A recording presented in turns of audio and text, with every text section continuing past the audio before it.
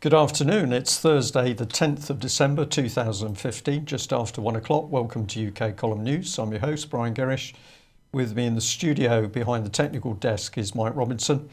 And we're going to be joined live Skype link by Justin Walker from the British Constitution Group. The weather is pretty gloomy. We are going to cover Cumbria and flooding. Justin's going to give us a particular report on that. So we'll go straight into the news today, and what better place to start than climate change? What's been happening, Mike? Sorry, we've got it on screen. We've been having a few snags this morning, so stay with us. We never quite know how this is going to work, and we've had a little bit of a buggy week for some reason, but there we are. Right, so basically my notes are not here, so I apologise for that. I'm going to be doing this from memory, and I'm going to have to duck out of the studio in a minute to grab them. But the various newspapers reporting that Greenpeace has carried out a sting operation involving Nigel Lawson's NGO think tank on the issue of climate change, and that they managed to persuade two scientists of all the scientists that are climate change skeptics. They managed to sucker two of them into being willing to write a report on climate change, on their skepticism for climate change, without declaring any funding. So Greenpeace pretended to be from a petrochemical organisation and suckered these two into agreeing to take on a contract, a typical sting operation. And now the Charity Commission is apparently looking into Lawson's charity, Lawson's think tank, to see whether it's broken any rules. This is being blown out of proportion, of course, because they only managed to persuade two scientists to get involved in this. There are many more that are equally sceptical. But the other point I would make here is that Nigel Lawson, of course, is a very much pro-fracking. His climate change skepticism isn't necessarily the same climate change skepticism as many other climate change skeptics would have, because his is driven by a political agenda. So we've got to take that into account as well, and perhaps wonder whether the people that Nigel Lawson in particular is associating with might be less ethical than others, perhaps. Any thoughts? Well, I wonder, Mike, whether this might actually be a sting operation, which is that you get in amongst the skeptics in order to help undermine them, tar their reputation, all the usual things. Blown up out of all proportions. Agree with that, but possibly a construct in order to discredit those who would challenge global warming. Of course, remember, if you challenge climate change, you are potentially a domestic terrorist at the moment. So this is serious stuff. Well, whether or not that magical climate change is real, we've had some pretty severe weather in Cumbria. We've taken a couple of the BBC pictures here, which shows some pretty extreme floodwaters. And of course, businesses, a lot of them wrecked as a result of flooding in local shops. Cumbria is your area, Justin. Tell us about what you've seen and what the reality of things is at the moment. Well, where to start? It really has been a very traumatic 3 days for the local community. I'm based in Kendal, and I work for the Westmoreland Gazette, and this is the front page of our paper today. Don't know if people can read it, but it says a deluge of misery. Inside, we've got 12 pages showing the magnificent resilience, and I think that's the word that is being bandied about by everybody you come into contact with. The spirit is absolutely fantastic. It's dreadful what's happened. Hundreds of homes in Kendal, 5,000 plus in Carlisle. Keswick has been hit badly with hundreds of homes and businesses. Everywhere you look, every community. I've been traveling around because that's my job. I had to use the Land Rover. I went over to Appleby yesterday. The bridge is considered unsafe. They've got divers down there. It cuts the community in half. So to get from one half of Appleby to the other, you now have a 10-mile detour. But the only criticism I've heard so far is that yes, the army's there, but in what numbers? There's obviously some talk about how quickly will the South move to help the North. I mean, there is that feeling that it is if you like, the coordination is being handled by Cobra, the central office planning, or whatever you call it. Now, some people have been saying that it'd be better if you scrapped Cobra, and we all know that the Cabinet Office is a bunch of rogues anyway. And I had a few comments made to me by some locals. It'd be better if they scrapped Cobra and just put Cumbrian farmers in charge of it, because they've been magnificent. I mean, we've had roadblocks. I actually witnessed a land slippage on our route back to our community, and it cut us off for about 3 hours. But we didn't have to rely on the council or anyone coming. It was a case of the farmers getting out there. No nonsense, no high-vis jackets, no health and safety checks. Get in there, move the stuff out, get the road through again. Honestly, the local community have been absolutely magnificent. I can't sing the praises high enough. Everyone, despite the fact many homes have been wrecked for Christmas, and obviously a few tears shed, but people are really knuckling down. And I'm very proud to say I come from Cumbria at the moment. I'm glad I live here, because it really is amazing, the resilience and the strength of character that the local people have shown. Justin, thank you very much for that. COBRA, if I can remember it properly, is Cabinet Office Briefing Room. That's right. Briefing Room Alpha, which they usually boast of for all of their war-type activities. So the inference with a snake is probably pretty realistic. I'm only just going to pick you up on one subject. I think resilience is a subject which is pushed in by the government newspeak people, so I'm going to challenge you on that.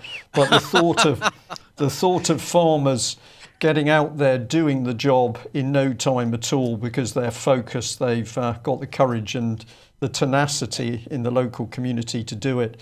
This is really a picture showing that when people are left alone to sort themselves out, they do it extremely well.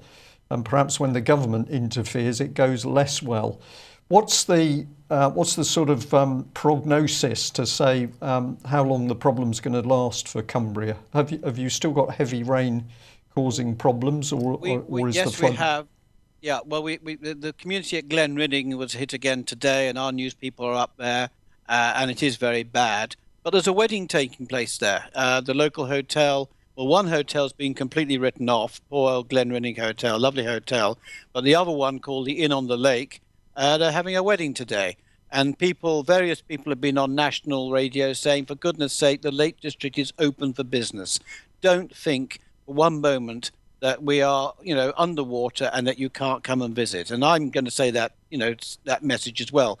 The Lake District, North Lancashire, everywhere it's been hit, we're open for business. But as you said, Brian, I did have a few comments from people. For instance, in Appleby, they said, well, the army could have got a footbridge put across that river so that at least the community had foot access. At the moment, there's not even foot access for people. There's a 10-mile detour. The same will be happening elsewhere where bridges have been affected. We know the military are capable, but, there's only been, 80, 100 military personnel.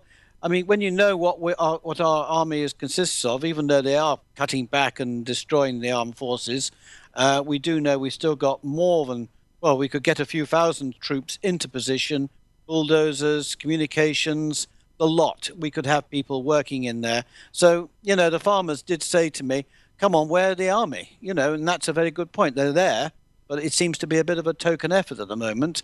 We knew this storm was coming. We've had 24 hours. The military could be in there. So that's the only criticism I've heard. But as you said, the local people, the farmers in particular, with all their equipment, they have been fantastic. As I said, I'm proud to say that I've been, not involved in it, but I live amongst it, and hats off to them.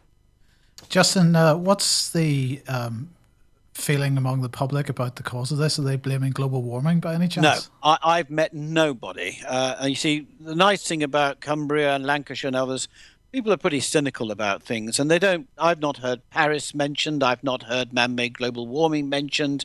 Yes, there's climate change. Yes, but as they said, they're talking about figures. This has been the worst rainfall since records were started, and that's what 200 years or something.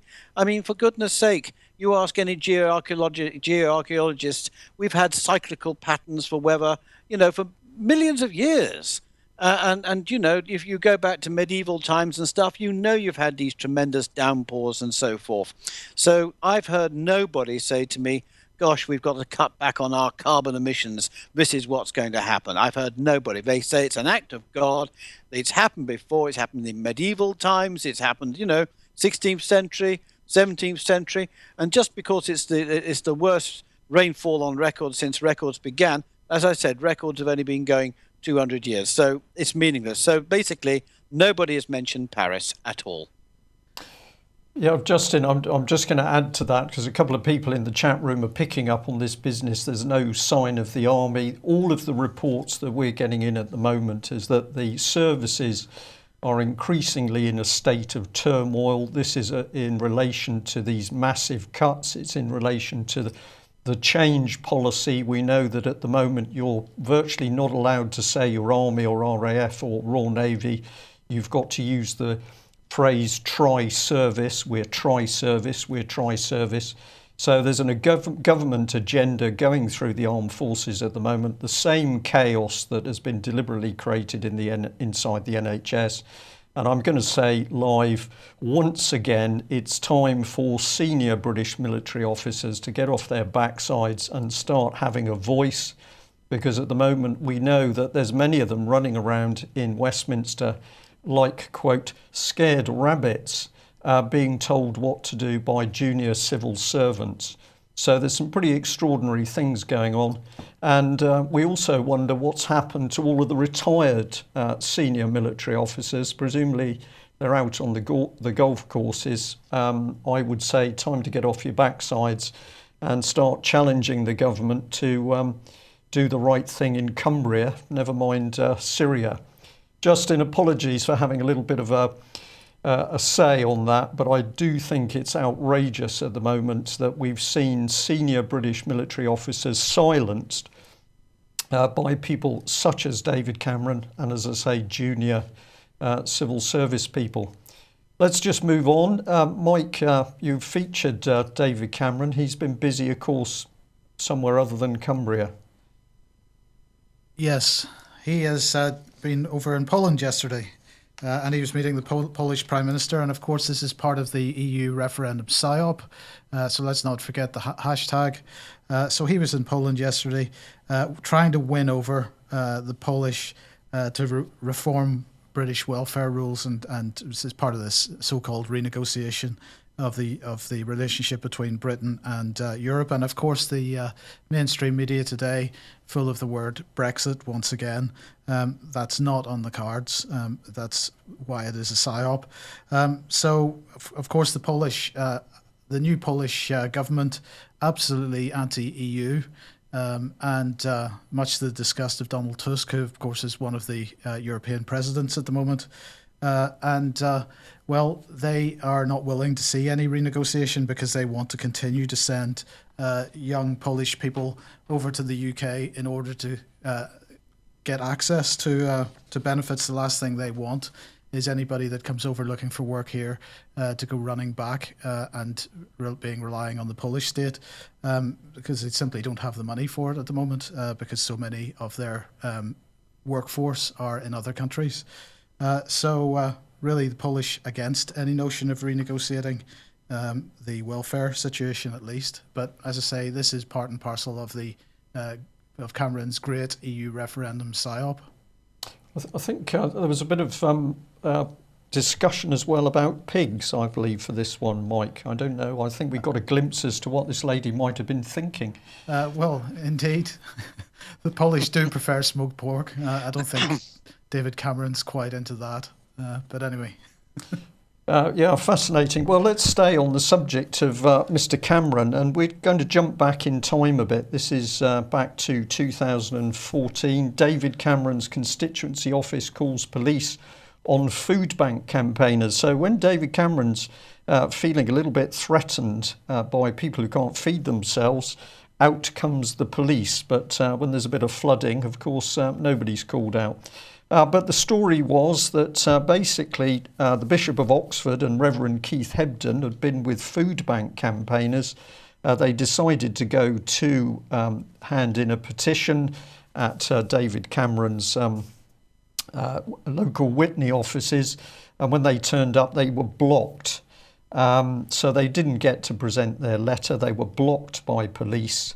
And the second bit here says they were barred from presenting the letter and instead greeted by 3 police officers.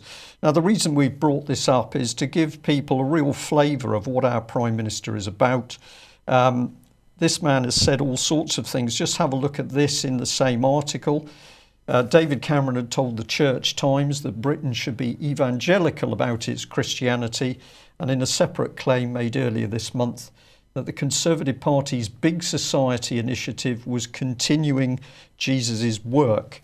So this is pretty outlandish statements by David Cameron. It's drifted away now because it was reported some time ago, but we haven't forgotten about it. So if we consider the death and violence in Syria, let's just remind ourselves about the state of the British Cabinet. And no better place to start than this one, where the UK column has been warning that under Tony Blair's administration and that of Jeff Hoon, Secretary of State for Defence, Satanism was approved for use in the British Armed Forces. Not a joke, not theory, reported and factually correct. We have members of the British Parliament so interested in Satanism, they wanted it brought into the armed forces. Well, let's carry on with Mr. Cameron. Here he is talking about continuing the work of Jesus. So no messing around there. He claims to be Christian, and he also claims to be carrying out the work of Jesus. Remember, this is the British Prime Minister, the same man who has backed the Butler-Schloss latest findings that Christianity should be demoted in UK. Britain's no longer a Christian country and should stop acting as if it is. Well, as we see the slaughter around the world, clearly this is not acting as Britain is not acting as a Christian country. And David Cameron seems to be doing well backing that report. We also remember, of course, that David Cameron was prepared to uniquely speak out in this video for the Jewish community in Britain.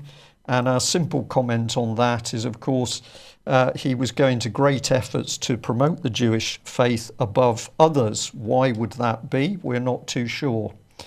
And let's also remind ourselves that David Cameron claims to be a strong member of the Anglican Church. And in the last couple of days, we pointed out that Justin Welby, Archbishop of Canterbury, has been working with the very group that has produced the report suggesting that Christianity should be undermined. So what more can we say than we've got the Archbishop himself working to undermine his own faith? And we'll just bring in this one. This is true. This is not nonsense from any source. But in the Independent article, David Cameron said, quote, "Think of me as a giant dino rod." So David Cameron claiming that Jesus invented big society, that he's continuing God's work, and that he's a giant dino rod. Are you sure that wasn't a quote from the pig? I'm not sure, Mike, but when you put this together, of course, the minimum here is that he's praising big society based on the work of Jewish agnostic Saul Alinsky. There is something going on. David Cameron can't be a Christian, it's simply not possible. So we'd like to ask what he believes in, apart from wars and death. Justin, any comments from you? Yes, I've just got one comment from Mr. Cameron. I mean, obviously he likes to quote Jesus at the moment. Well, I'd like to remind Mr. Cameron that the only time Jesus lost it, in inverted commas, was dealing with the moneylenders in the temple. And that, and it's also, I'm targeting this at the higher echelons of the Church of England. The point is, the Church of England, the House of Bishops, they've all been alerted to the Bradbury Pound, as has Cameron and his clan, and none of them will go near it. So I know we're going to cover the Bradbury a bit later, but just to serve warning to the Church of England at the highest levels, the House of Bishops, and to David Cameron, that you can't run away from this one. This is big. And as I said, if you want to use Jesus as an example, he didn't exactly like money lenders either. So I think Cameron needs to do some homework. Justin, well said. Thank you very much for that. And thank you very much to the viewer reader who sent us in an email last night or early this morning saying, had we seen this Guardian article? And indeed we had not. So what's the significance? This is going back to the 27th of September. I'd encourage all of our viewers and listeners to go and find this article and read it. It's entitled Macmillan-Backed Syrian Assassination Plot. And the article is based on the fact that plans were found in the private papers of Duncan Sandys, the Defence Secretary to Macmillan, and it was showing that in 1957 there was a British-US plan for regime change in Syria. This is part of the text of that article. It said part of the preferred plan reads, in order to facilitate the action of liberative forces, reduce the capabilities of the Syrian regime to organise and direct its military actions, to hold losses and destruction to a minimum, and to bring about desired results in the shortest possible time, a special effort should be made to eliminate certain key individuals. Their removal should be accomplished early in the course of the uprising and intervention, and in the light of circumstances existing at the time. And the document, which was approved by London and Washington, named three men: Sarraj, head of Syrian military intelligence; Afif al-Bizra, chief of the Syrian General Staff; and Khalid Bakdash, leader of the Syrian Communist Party. In the plans was also the intent to use terrorism or terrorists and terrorism in order to help destabilise the regime.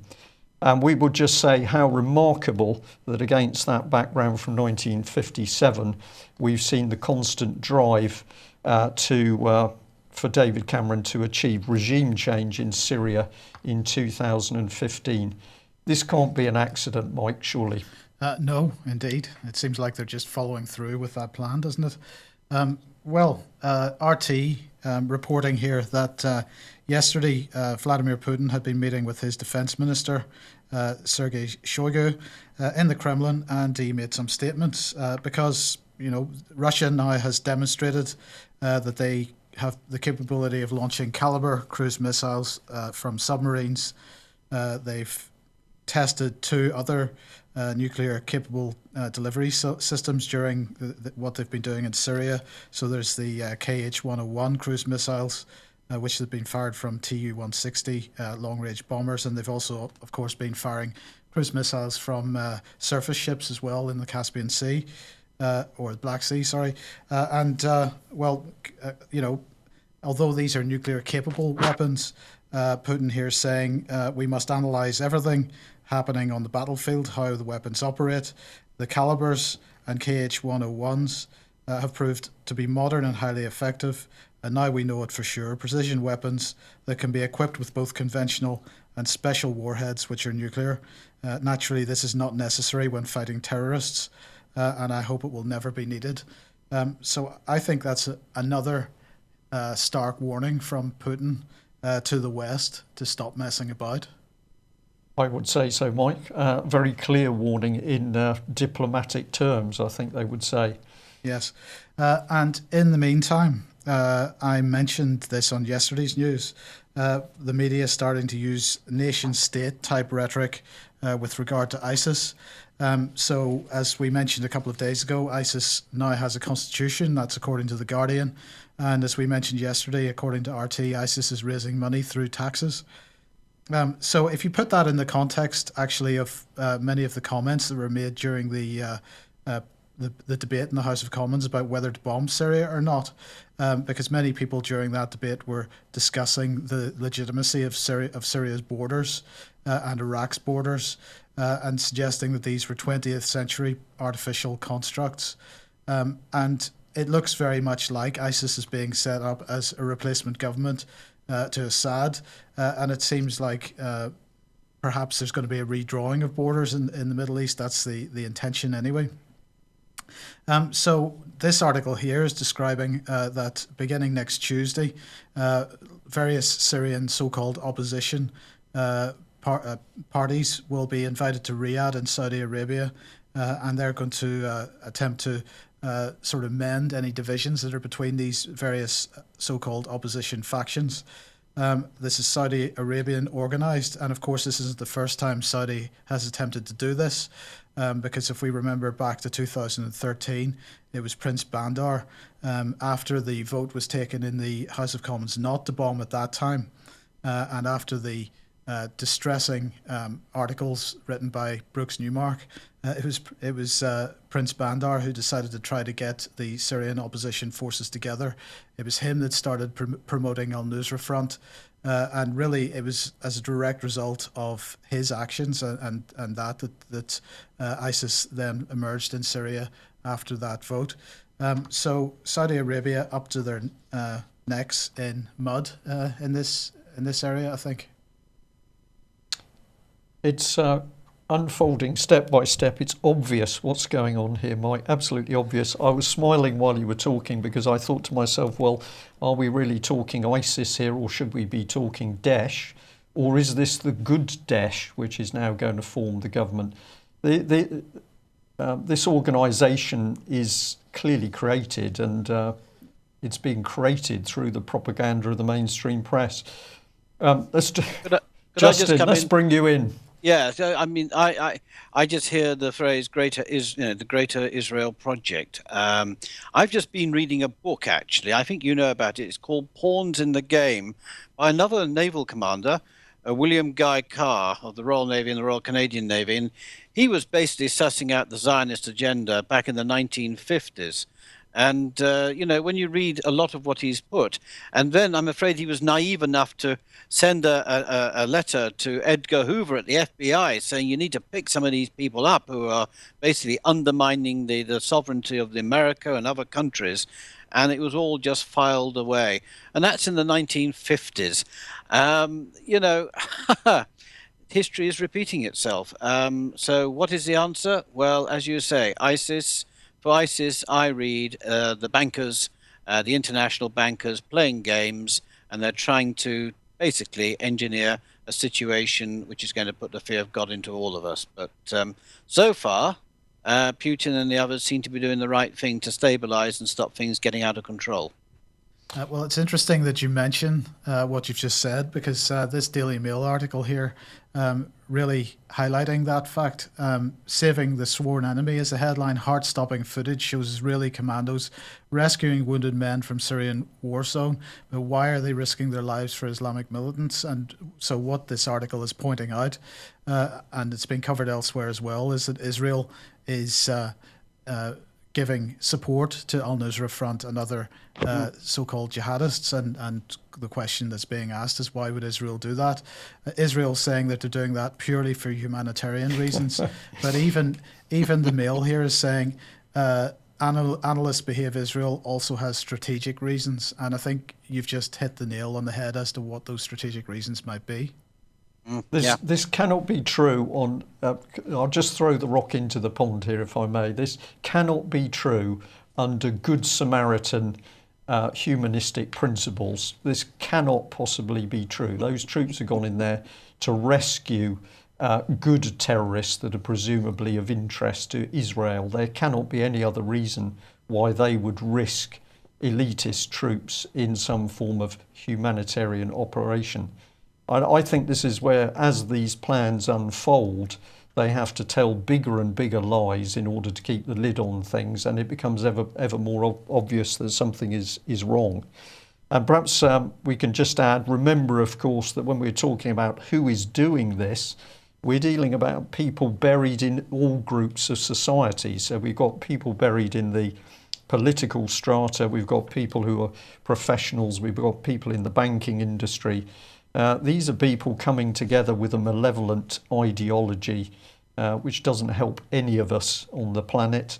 And it's important that you judge people by what they're actually doing, not what the label society gives them. as we can see, there's a massive effort at the moment to stir up hatred between all of the groups within UK. And if we want to come to a basic level, of course, that can be animosity between the Scots and the English, or the Welsh and the English and the Irish. So divide and rule. Look for the people and what they do, not the label of what nationality or what faith they are.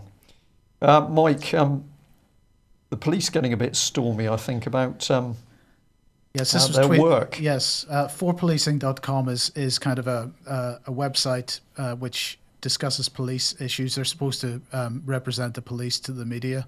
And they tweeted this out this morning: absolute rubbish about police counter-terror activity driving radicalisation. Lots of evidence recently of self-radicalisation via the web. So what's this about? It was this article, basically, and others in the press: police terror tactics contributing to Muslim radicalisation. Former terrorism advisor says, and this is Jahan Mahmood, and he gave up his job through disagreement with the government. He was working with the government on counter-terrorism strategy, and he says that the government is misrepresenting the severity of the threat facing the UK. According to this article, he says, I put that down to the legislation, but also because of the constant talk about the threat level being severe. This is what he told Sky News, apparently. And he's complaining about the government creating this atmosphere of fear. So we've been talking about this for quite some time, and he clearly agrees. He said not just fear within the community, but fear within the counter-terrorism units around the country, a fear of not doing enough in time, which sometimes means they act without taking due process into consideration. And of course, it's that acting without due process, which he's saying has the potential to drive people into the arms of the radicals. Well, I mean, I think we've been saying for quite some time that the policy of this government is to divide communities, get Christian against Muslim, white against black, Muslim against Jew, and that is what's going on in this country. That is government policy. The aim is to divide and rule, violence on the streets, with the Civil Contingencies Act waiting in the wings. And we can add to this, of course, that UK Column we have sat down with Met Police, who have told us exactly the same thing, that basically millions, in fact billions of pounds have been mentioned, spent on anti-terrorism, and police officers saying we are watching these anti-terrorist policies creating hate and division. And many police officers very concerned about the PREVENT programs going in and effectively starting suspicion and angst and trouble by drawing very young children into are they a potential terrorist argument. Very dark stuff. What is Mr. Corbyn up to? Has he been doing anything useful to identify this? Justin, you can come straight in if you like. Well, yes, I mean, Jeremy. Hold on, Justin. Let me just go through this first. Basically, this is Momentum, which is the group which ran Corbyn for Leadership has morphed into this organisation. It seems to me that all they've done is change their name, and so this story is really about yet another attack on Corbyn. And what's going on here is that a complaint has been made to the Information Commissioner, which is now launching an inquiry into Momentum. And they say they've received a complaint because they're alleging that the original group that was running the Corbyn for Leader campaign has passed people's personal information over to Momentum, and Momentum has been using that to send out emails and so on. But of course, Momentum is the campaign that was running for Corbyn's leadership election. So if somebody gave their email address to the group that was running Corbyn's campaign for leadership, they effectively gave their email address to this group because it's the same group. So this just looks like another stupid attack on Corbyn. Well, Momentum said the company has taken every measure to comply with data protection regulations. Momentum has not received any notice of a complaint or information about any complaint, but they will, of course, cooperate with the Information Commissioner and so on. So we wait to see what happens there, but just another puerile attack as far as I can see. So, Justin, over to you. Well, I'm just going to say that I'm still hopeful that Jeremy Corbyn and John McDonnell will go where the truth is, and I think this is the bottom line to everything. It was interesting. We started off by mentioning Paris, and I don't know if you watched the BBC politics program, but what's his name? Neil, I can't remember, that Scottish presenter fellow, and they had Piers Corbyn on.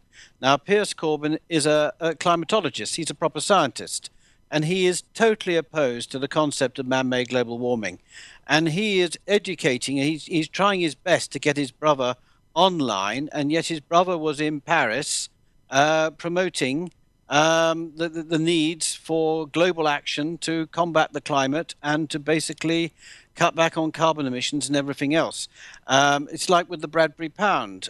We know that John McDonnell and Jeremy Corbyn are both signed the early day motion back in 2013 to bring back the Bradbury Pound. I'm still optimistic that we will be having a meeting with them, hopefully, perhaps John McDonnell, sometime early in the new year.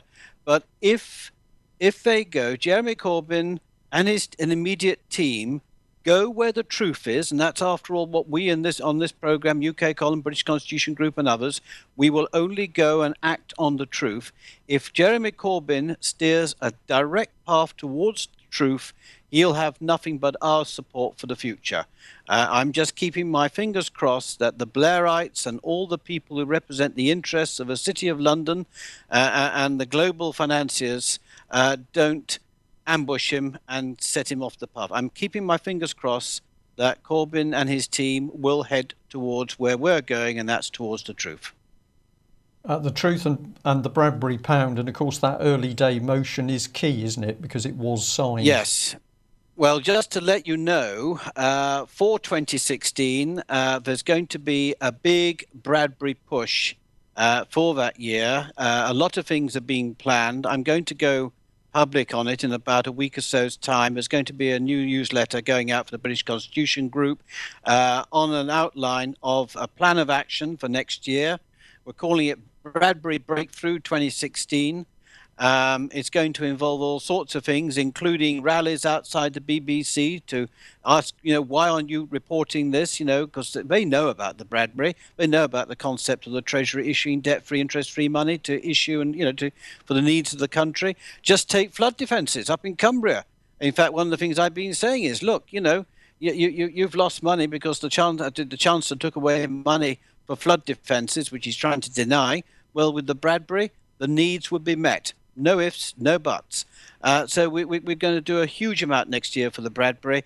And I think, it's got to break through because a lot of people, there's no way anyone can find fault with the concept of the Bradbury Pound. I've tried to be the devil's advocate. I've tried to find ways that, the Bradbury cannot be seen as the solution. And so far, I've failed. So it's just common sense. And the other side are getting more desperate because they can't find a rational reason to not introduce the Bradbury. So big push in 2016, and I ask all our listeners, all our watchers, viewers, to please get involved in this. It's a case, as we said before, get off our backsides, and we've got to really go in these people's face. They've got no comeback to the Bradbury. We've got to push against the open door that we're being offered. Excellent. Thank you very much, Justin. Well, thank you, Justin. If there's anybody out there who's got a strong opinion and wants to push it out, what better way than a podcast? And UK Column is offering this fine microphone stand and software in a competition for the best audio sent to us. And remind me of the closing date for that, Mike. The end of 1st of January. 1st of January. We've already had a few submissions, so that's somebody's going to win it at least. Excellent. So many people frustrated saying we don't know what to do. Our advice is we need as many people as possible to be getting the truth out there. And of course, many different people telling the same story, immensely powerful. So this is your opportunity. So please give us a submission and let's see who wins that microphone. Well, the government doesn't want information coming out. They want to close the doors on the freedom of information effectively. And this is another indication, as far as I'm concerned, that the government is beginning to run very frightened of the amount that the public knows. Mike? Yeah, quite a well-written article in the Mail, and they're saying there are no prizes for guessing why ministers, town halls, universities and the massed ranks of public sector are demanding strict curbs on requests made under Freedom of Information Act. For no law has been more effective in exposing the dirty secrets of officialdom and the political class and the public who pay their salaries. MPs' industrial scale expenses fiddling, life-threatening ambulance delays, a council chief lobbying for contracts worth £150,000 to his personal trainer, one out of hours GP on duty to cover 535,000 patients, massive pay and perks for town hall officers, police bosses, NHS chiefs and vice-chancellors. And they point out here that when he became Prime Minister, David Cameron said, "It is our ambition to be one of the most transparent governments in the world, open to what we do and crucially to what we spend." And they finish by saying he should prove it by extending the scope of FOI instead of throttling it. Now, it's interesting if we just move on to the next one, Brian, because, of course, the key man who's been pushing this transparency agenda is none other than Francis Maude. And he, of course, boss man at the Cabinet Office. So it's just interesting to have a look at the number of Freedom of Information answers that the Cabinet Office has actually published on their website. So we've got 9 results from 2010. Now, of course, Cabinet Office receives requests from other sources, so I thought I would have a look at whatdotheyknow.com to see how many, because I thought perhaps this might not represent the Cabinet Office position on freedom of information, so I thought I'd have a look at What Do They Know and see how many successful questions had been asked to the Cabinet Office. And I have to say that as you browse through the answers that they've given, the vast majority of them are either claims that they don't hold the information or information refused. The Cabinet Office, the least transparent of any government department as far as I can see, and they're the ones that are supposed to be driving the transparency agenda. So there you go. Well, it's obvious what's going on, isn't it? If you are building a dictatorship, you don't want the truth to come out. So, and of course, David Cameron and his team have lied. They said they were going to become transparent. And what do we see them doing? The exact opposite. But this policy is also beginning to infect local authorities. We've just picked up on the Somerset County Gazette here, where the title headline was "Gagging Order as 21.7 million Taunton Link Road delays are mired in secrecy." And it'd taken a councillor, Mike Rigby, to stand up and say publicly that he'd been asking questions for a year about what was going on with the project for the road, why it was late. And then he says they're very cagey, and they've told him that they won't tell him anything unless he signs a confidentiality agreement. So here we see elected members being controlled by the machinery of a local authority. This is the pattern happening across the country. And what is the aim? To make sure that the public don't know what's going on. We're going to be increasingly coming on to this theme of the rising chaos in society at the moment. It's not accidental, it's planned, and the language is part of it.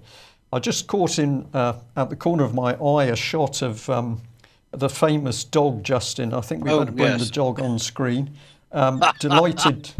Delighted to see your French bulldog, and presumably you've cut down on the amount of meat that you're feeding him, because as we reported yesterday, cows are causing the global warming, and we need to cut meat in our diet. Well, actually, the reason now he's suddenly emerged like this is because when I was doing my last bit on Jeremy Corbyn, he broke wind in an extremely, shall I say, I'm just getting over it. His diet is extremely healthy, you'd be pleased to know. Excellent. Yes. Unfortunately, incidents like that, according to David Cameron, the British government at least contribute to climate change. Let's move on before we get pulled somewhere we don't want to go.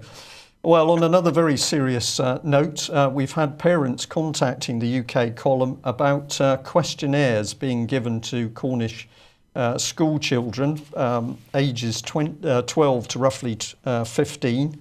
And what was concerning the parents is basically children were being told to fill in these surveys but parents weren't being told the surveys were being carried out. So some parents deeply concerned. These are the people involved. We've got an organisation based in Exeter, which collects the data. That's top left. We've got a charitable type non-governmental organisation, Healthy Schools in Cornwall. That's involved. When we spoke to the council a week or so ago, they claimed not to know anything about these questionnaires. What sort of information were they requesting in the questionnaire? Very, very personal stuff, the basis of male or female, ethnicity, are you white, Asian, black, Chinese, mixed? They wanted to know about your parents and who you lived with. They wanted to know what the children ate. There's 24 pages of this. They wanted to know what the children drank, whether they got near alcohol. They wanted to know if the children smoked. They gave a list of drugs, A to Q from the alphabet, starting with amphetamines and ending with legal highs. They wanted to know whether the children had been involved with that. They wanted to know if the children took drugs. Had they got experience of any drugs, ecstasy, cocaine, crack, hallucinogens, heroin, ketamine, muscle-building steroids? It went on, and then it got on to whether the children had any knowledge or had suffered from sexually transmitted infections. So remember, this is for 12 to 15-year-olds, genital herpes, gonorrhea, chlamydia, syphilis, I beg your pardon, and pubic lice. Our feeling is that by the time they'd gone through this questionnaire, all of these subjects would have been put in the minds of the children.